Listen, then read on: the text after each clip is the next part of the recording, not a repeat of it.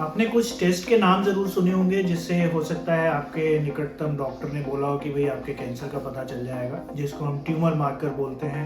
CA19-9, CA या आपका CA125 या अल्फा फीटोप्रोटीन या PSA, ये कुछ होते हैं जिनको हम ट्यूमर मार्कर्स बोलते हैं। ट्यूमर मार्कर्स मतलब आपके कैंसर का मार्कर। तो ये जितने भी ट्यूमर मार्कर हैं अलग अलग कैंसर के लिए अलग अलग होते हैं। फॉर एग्जाम्पल जैसे CA19-9 है, अगर हम उसको सबसे पहले लेते हैं, CA19-9 जो आपका ट्यूमर मार्कर है वो आपके हेपाटोबिलियरी पैंक्रियाटिक कैंसर, मतलब आपके गॉल ब्लैडर कैंसर, मतलब आपके पैंक्रियाटिक कैंसर, आपके बाइल डक्ट कैंसर, उनका एक मार्कर होता है। इसी प्रकार से आपका CA कार्सिनो एम्ब्रियोनिक एंटीजन, ये आपकी बड़ी आंत के कैंसर का मार्कर होता है। ऐसे ही हम देखते हैं तो CA125 मतलब कार्बोहाइड्रेट एंटीजन 125, ये आपके ओवरी मतलब अंडकोश के कैंसर का एक मार्कर होता है।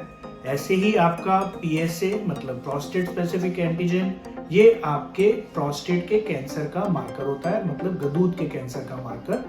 ऐसे ही अल्फा फीटोप्रोटीन मतलब AFP, ये आपके लिवर के कैंसर का मार्कर है।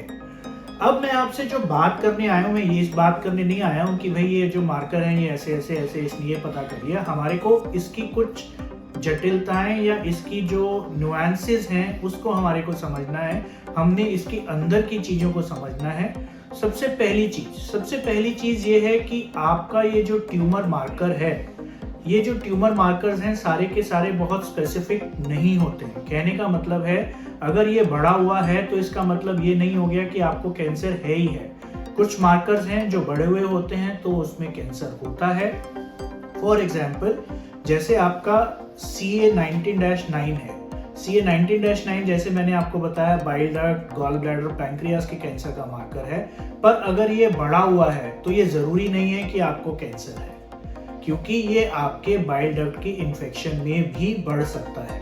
तो आपको डॉक्टर को जो है बड़े समझ से उसको समझना है कि भाई मेरे को ये CA19-9 किस वजह से बढ़ा हुआ है। अगर मान लीजिए आपको कोई अल्ट्रासाउंड हुआ है जिसमें आपको कोई गांठ दिख गई है पैंक्रियास के अंदर, या आपको गॉल ब्लैडर के अंदर कोई गांठ दिख गई है, तब ये CA19-9 अगर साथ में बढ़ा हुआ है तो ये मेरे डायग्नोसिस को और कंफर्म करता है। CA19-9 जो यूजुअली उसकी जो लेवल होता है वो लेस देन 37 होता है। अगर मान लीजिए वो मेरा 200-400 बढ़ा हुआ है तो इसका मतलब है कि हो सकता है कि मेरा कैंसर शरीर में कहीं फैला हुआ हो। इसी प्रकार से जैसा मैंने अभी बोला, अगर CA जो 19-9 है उसके लेवल 2000 पहुंच गए हैं तो हो सकता है कि मेरे को इन्फेक्शन हो गई है, या हो सकता है मेरा कैंसर फैल चुका है। तो एज ए डॉक्टर ये मेरी ड्यूटी बनती है या ये मेरे को अपने आप ही असेस करना है कि इसकी इम्पोर्टेंस क्या है। सबसे ज़्यादा ज़रूरी जो अगली चीज़ हमें समझने की है वो समझने की है कि ये जो ट्यूमर मार्कर्स हैं ये मेरे प्रोग्नोसिस तो मैं नहीं बोलूँगा, ये बोलूँगा कि जब हम इनको आपकी ट्रीटमेंट के बाद बार बार टेस्ट करते हैं तो ये मेरे को बताते हैं कि कहीं मेरा कैंसर वापस तो नहीं आ रहा। फॉर एग्जाम्पल हम हर 3 महीने में पैंक्रियाटिक कैंसर के अंदर CA19-9 का टेस्ट करा रहे हैं। ऑपरेशन इलाज के बाद आपका CA19-9 नॉर्मल हो गया था, पर अगले 3 महीने के बाद, 6 महीने के बाद, साल भर के बाद आपका CA19-9 बढ़ने लगा।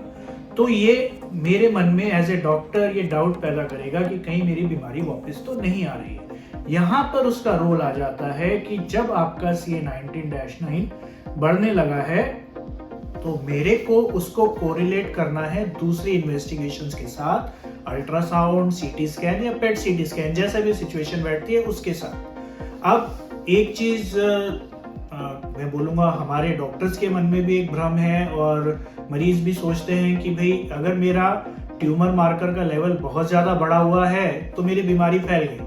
नहीं, ऐसा नहीं है। मैंने CA19-9 के विषय में भी बोला, CA लेवल के विषय में भी मैं ये बोलूँगा कि भाई मेरा लेवल हो सकता है बहुत ज़्यादा बढ़ा हुआ हो, पर ये ज़रूरी नहीं है कि मेरी बड़ी आंत का कैंसर फैला हुआ है। CEA जो है बड़ी आंत के कैंसर का प्रोग्नोस्टिक मार्कर नहीं है। मतलब बड़े होने से ये नहीं होता कि मेरी डिजीज खराब हो गई। बड़े हुए होने से ये जरूर है कि भाई मेरा जो डिजीज लोड है वो ज्यादा है, पर जरूरी नहीं है कि मेरी बीमारी फैली हो। यूजुअली ये जो ट्यूमर मार्कर्स होते हैं ये आपकी ट्रीटमेंट के बाद नॉर्मलाइज हो जाते हैं, इसीलिए इनका रोल आता है आपके फॉलोअप के अंदर। हम आपको हर 3 महीने में बुलाते हैं और इन ट्यूमर मार्कर्स का टेस्ट करते हैं। पीएसए प्रोस्टेट स्पेसिफिक एंटीजन एक बहुत ही स्पेसिफिक मार्कर है। अगर ये बहुत ज्यादा बढ़ा हुआ है तो हमारे को हमेशा ये रहता है कि भाई आपको कैंसर है, स्पेशली जब हम फ्री पीएसए की बात करते हैं। पीएसए आपके प्रोस्टेटाइटिस में भी बढ़ जाता है, जैसे आपका CA19-9 कोलेंजाइटिस मतलब बाइल इन्फेक्शन में बढ़ा, उसी हिसाब से पीएसए भी आपका प्रोस्टेटाइटिस में बढ़ जाता है। तो as a urologist, as a cancer surgeon मेरी ड्यूटी बनती है कि मैं उसको अच्छे से समझूं कि क्यों बढ़ा हुआ है। अगर किसी का मैंने पीएसए करा लिया, वो 150 आ गया, अंदर मैंने देखा कि भाई उसको यूरिन में जलन हो रही है, प्रोस्टेट में पेन हो रहा है, तो इसका मतलब है वो प्रोस्टेटाइटिस की वजह से बढ़ा हुआ है, कैंसर की वजह से नहीं बढ़ा हुआ।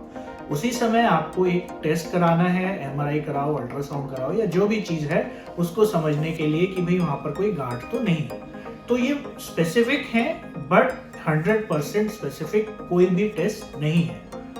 इनका रोल आपकी सर्वेलेंस या आपकी स्क्रीनिंग में भी, मैं बोलूं सर्वेलेंस अलग हो गया, स्क्रीनिंग में भी आता है अल्फा फीटोप्रोटीन। अल्फा फीटोप्रोटीन अगर आपके किसी मरीज को सिरोसिस है, अगर लिवर मतलब जो हार्ड होना शुरू हो जाता है, उसके अंदर अगर हमारा अल्फा फीटोप्रोटीन लेवल बढ़ना शुरू हो गया है, इसका मतलब है कि भाई मेरे को लिवर कैंसर की शुरुआत हो गई है या मेरे अंदर लिवर कैंसर बन गया है। अल्फा फीटोप्रोटीन लिवर कैंसर का एक अच्छा मार्कर है। इसके हाई लेवल होने पे बोला जाता है कि अगर 800 से ज्यादा का इसका लेवल आ गया है, 200 और 800 के बीच में, उससे भी ज्यादा अगर आ गया है तो मेरी बीमारी फैले होने की आशंका बहुत ज्यादा है। अल्फा फीटोप्रोटीन आपके टेस्टिकुलर कैंसर्स का भी मार्कर है, आपके कुछ जर्म सेल ट्यूमर्स होते हैं ओवरी के, उसका भी मार्कर है। मैं यहाँ पर CA125 जो ओवरी के जो मार्कर्स होते हैं उसके बारे में भी बोलना चाहूंगा। जो CA125 है, क्योंकि ये हमारे डॉक्टर्स के अंदर भी या जो जनरल प्रैक्टिशनर्स हैं उनके अंदर भी एक फॉल्स सेंस ऑफ सिक्योरिटी ले आता है कि CA125 नहीं बढ़ा हुआ है तो ओवरी का कैंसर नहीं है, या CA125 बढ़ा हुआ है तो ओवरी का कैंसर है। ये हर बारी नहीं होता है। हमारे को वंस अगेन मैं बोलूंगा, जितने भी ट्यूमर मार्कर्स हैं उनको हमारे को एक दूसरी इन्वेस्टिगेशन से कोरिलेट करना होता है। Definitely one thing is very very sure कि ये जो ट्यूमर मार्कर्स हैं हमारे को फॉलो अप में बहुत हेल्प करते हैं pertaining to particular type of cancer. कि पैंक्रियास के अंदर है तो मैं आपके फॉलो अप में CA19-9 या कभी कभी CA लूंगा, बड़ी आंत का कैंसर है तो मैं CA लूंगा, ओवरी का कैंसर है CA125 लूंगा। हाँ, अब एक चीज और समझिए, इसमें मैंने फॉलो अप में तो जरूर लिया आपको, पर अगर इसके लेवल पहले बढ़े हुए ही नहीं है, क्योंकि कभी कभी कैंसर में ऐसा होता है कि आपको कैंसर है पर ट्यूमर मार्कर नहीं बढ़े हुए हैं। अगर आपके ट्यूमर मार्कर ट्रीटमेंट से पहले नहीं बढ़े हुए थे तो उनका फॉलोअप में भी कोई रोल नहीं रहेगा। इसका मतलब है कि मेरे जो ट्यूमर्स हैं या मेरा जो कैंसर है वो सिक्रीट ही नहीं कर रहा। ये CA के लिए बड़ा बड़ा इंपॉर्टेंट हो जाता है, क्योंकि बड़ी आंत के जो कैंसर होते हैं उसमें कभी कभी CA लेवल नॉर्मल होते हैं। लिवर कैंसर के अंदर भी CA लेवल लगभग 30% लोगों में नॉर्मल होता है, अल्फा फीटोप्रोटीन लेवल जो नॉर्मल होता है। तो इन केसेस के अंदर मेरा फॉलोअप में इन ट्यूमर मार्कर्स का कोई रोल नहीं रह जाता है। पर कुल मिलाकर अगर मैं अपनी जितना भी ये वक्तव्य था उसको, अपनी जो टॉक थी उसको मैं समराइज करूं, तो सबसे पहली चीज है ये बहुत इंपॉर्टेंट मार्कर्स हैं, डायग्नोसिस में हेल्प करते हैं, अकेले डायग्नोसिस नहीं बनाते हैं, फॉलोअप के लिए बहुत इंपॉर्टेंट है। अगर बढ़ना शुरू हो गया है ट्रीटमेंट के बाद तो आपकी बीमारी वापस आ सकती है। ये केवल ट्यूमर में नहीं बढ़ते हैं, ये दूसरी बिनाइन बीमारियों में भी बढ़ते हैं। इनका रोल स्क्रीनिंग के अंदर भी है कि अगर मैं स्क्रीन करता हूं in addition to some other investigation तो इनका भी रोल है। इन चीजों को ध्यान रखिए। ट्यूमर मार्कर्स जो भी आपके हैं, CA19-9, CA, PSA, CA125, alpha fetoprotein या और भी कई ट्यूमर मार्कर्स हैं, उनको बहुत ही अच्छे तरीके से समझकर ही हमने उनको यूज में लाना है। Thank you.